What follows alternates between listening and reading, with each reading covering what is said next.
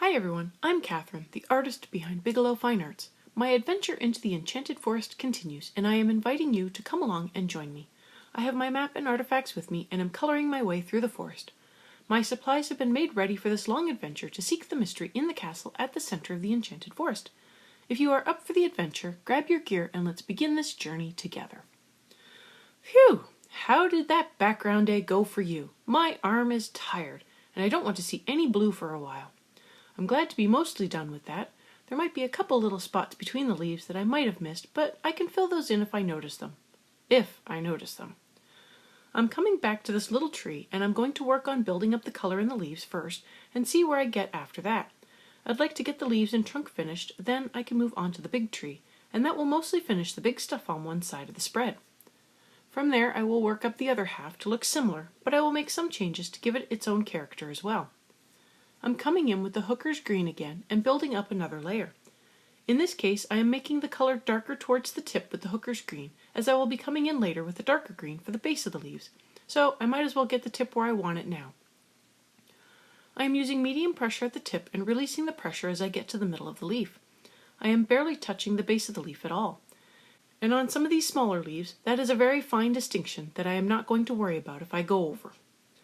I am starting with the curl of leaves, but I will be giving all the leaves mostly the same treatment. Some of the bigger leaves I will treat a little differently because they are bigger and shaped differently, as well as having a curl on them as well.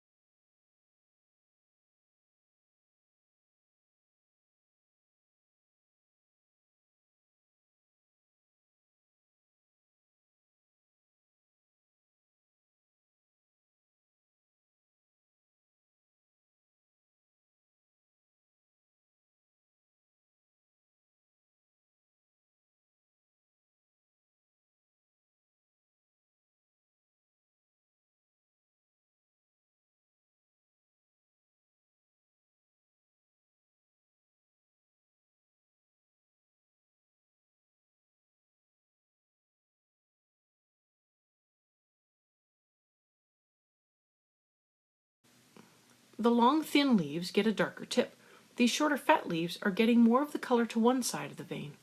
As I work my way around the curl, and as the leaves get smaller, I do transition back to just making the tips darker.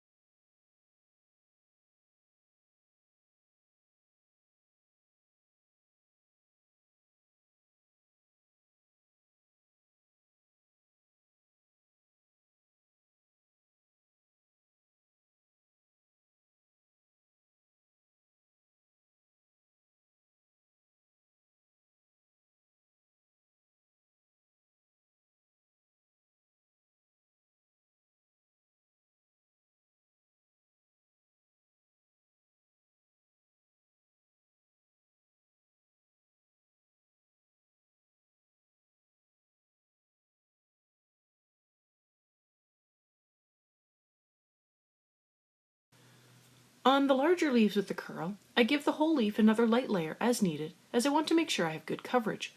But for the most part, I am focusing on adding in the layers on the side of the leaf I want darker. In a way, it doesn't really matter which side of the leaf is darker as long as I am being consistent.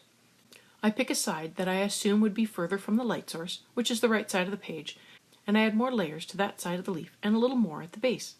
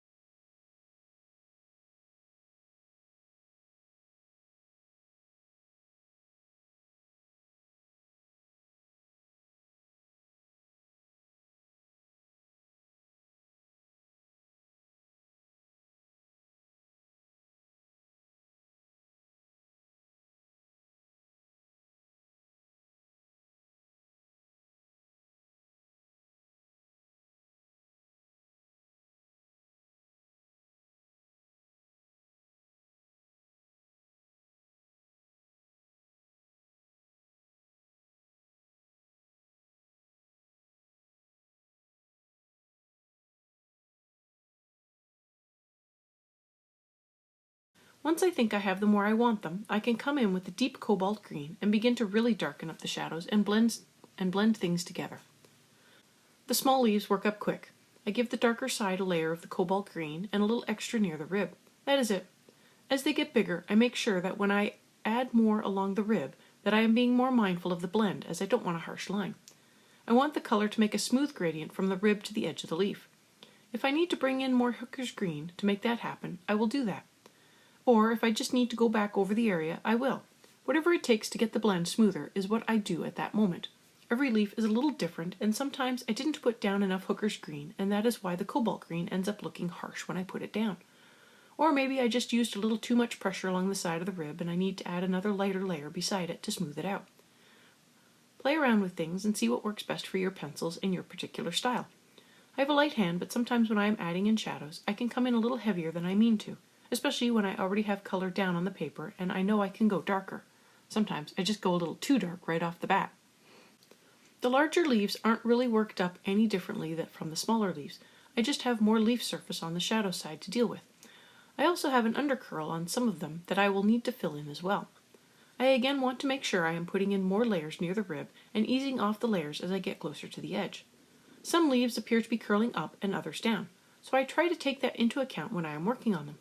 And something I noticed, just because I see a leaf curling up doesn't mean you don't see it curling down. One particular leaf kept switching on me. Sometimes it seemed to curl up and other times it looked like it was curling down. Pick an orientation and stick with it. For the undercurl, I want to make sure I am making them quite dark, so I give extra layers and a little extra pressure too. Not all leaves are dark on the bottom, and one of these days I should try making the underside lighter. But since this is an early morning scene on a cool spring day, I wanted a darker bottom to the leaf, maybe showing it is cast in more shadow since the sun isn't quite up yet. I keep following the branches around, hitting up all the leaves. It is pretty easy to tell which leaves I've hit and which ones I haven't, but sometimes it can be harder to tell, especially when I am touching up. So having a methodical way of working through things is helpful, such as the mass of leaves up above. For the last curl of long slender leaves, I am changing things up a little and using the cobalt green at the base. I am leaving the center lighter and the tips already have an extra layer of the hooker's green. I could leave these this way, the lighter center would look like a highlight in this case, but I won't. As I work my way around the curl, the leaves get smaller and so does the amount of space I need to color in, and the gap between the tip and the base of the leaf shrinks down to almost nothing.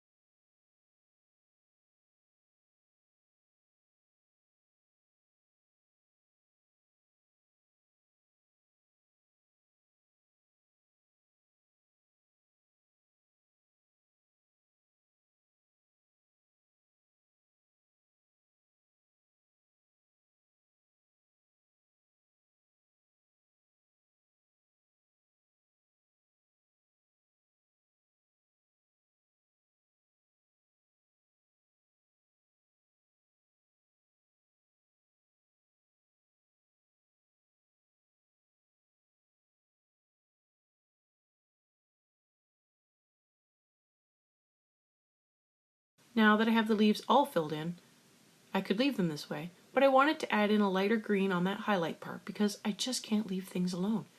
And I wanted to fill in the paper more. So I brought in the permanent green and added in a filling layer over the light parts of the long thin leaves. I'm using a little more pressure, more like a medium pressure. I want to fill in and blend, not just add another layer. I liked how it turned out, so I went around and added in the permanent green over all the light sides of the leaves and any lighter spots on the dark sides of the leaves, like near the edges where I made the layers lighter. I did have to come in with more Hooker's green to fill in a few spots where the layers were really light. I don't want the permanent green to be the only color I see. I want the main color to be the Hooker's green with a little bit of a permanent green highlight area. The effect should be subtle.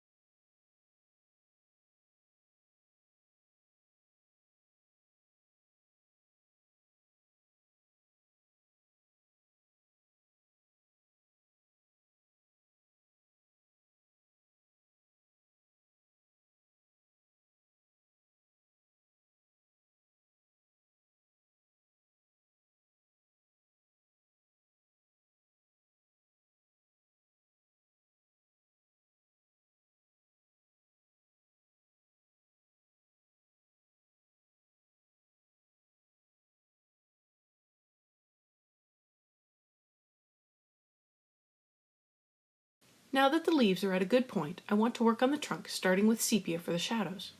This trunk appears to be similar to the magnolia trunk, but that doesn't mean I need to color them up the same. The page would look a little boring if all the trees and trunks looked the same, and these trees do have different leaves, so I can consider them different. I put in a light layer down the left side of the tree. I am filling in some of the lines going around the trunk and branches, as this time I think I will consider them to be like a strip removed from the area, creating a groove. I do go light on the shadow side for the sepia, mostly because it is easier to add more layers, but harder to take them away.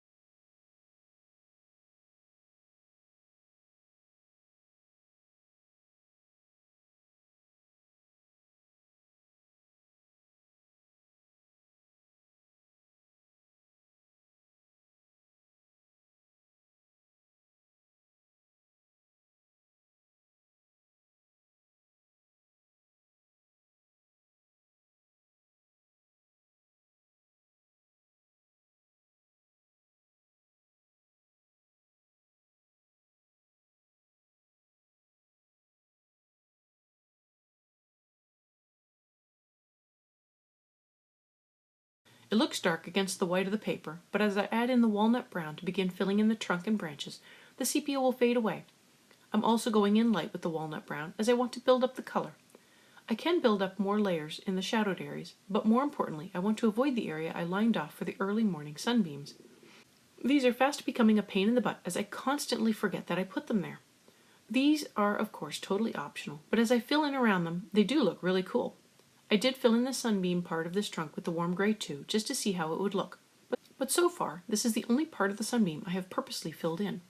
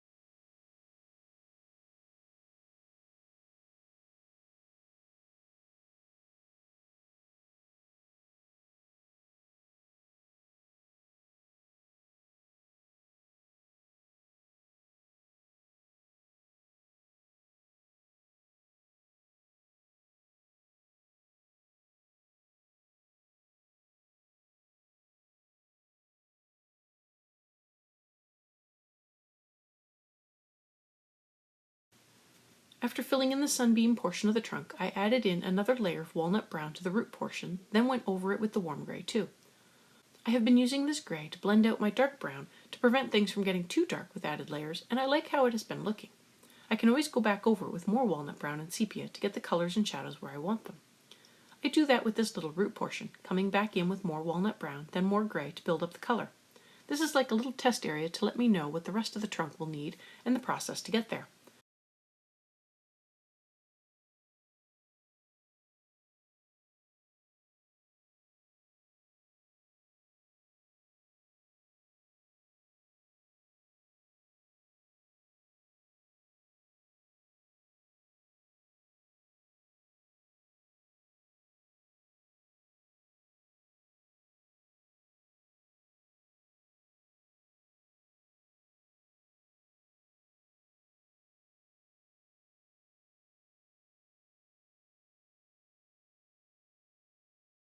Now I can bring the layers up to the main part of the trunk, adding in more walnut brown and also focusing on getting the shadows a little darker too.